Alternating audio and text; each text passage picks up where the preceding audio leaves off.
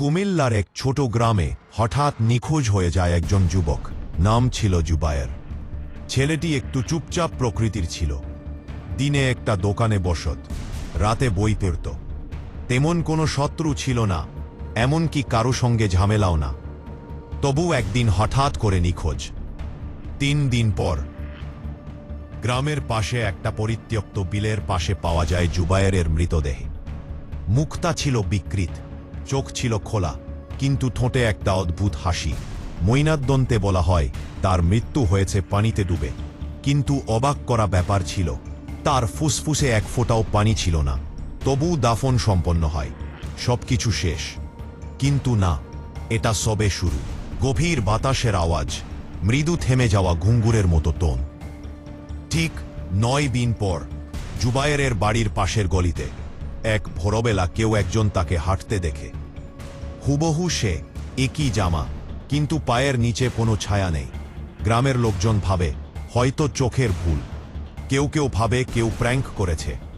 কিন্তু তারপর এক রাতে জুবায়েরের মা জানান, ও গতকাল রাতে আমার ছেলেটা দরজায় দাঁড়িয়েছিল।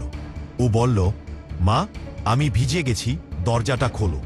কিন্তু দরজা খুলতে কেউ ছিল না। এরপর থেকে শুরু হলো আসল ভয়াবহতা।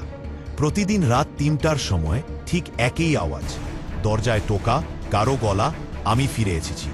গ্রামের মুয়াজ্জিন একদিন সাহস করে ঘোষণা দেন, ওটা জুবায়ের না, সেটা কিছু আরেকটা। ওর শরীর আমরা দাফন করেছি, কিন্তু আত্মা কোথাও আটকে গেছে।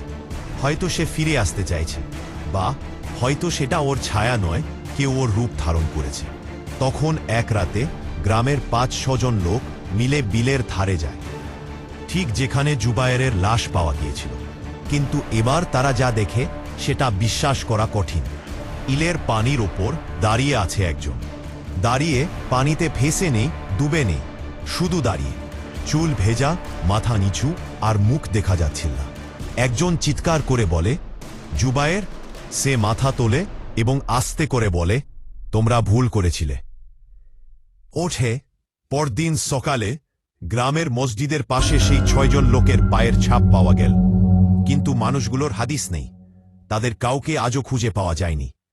আর জুবায়ের, ওর কবর খুঁড়ে দেখা হয়েছিল, কিন্তু ভিতরটা ছিল ফাঁকা।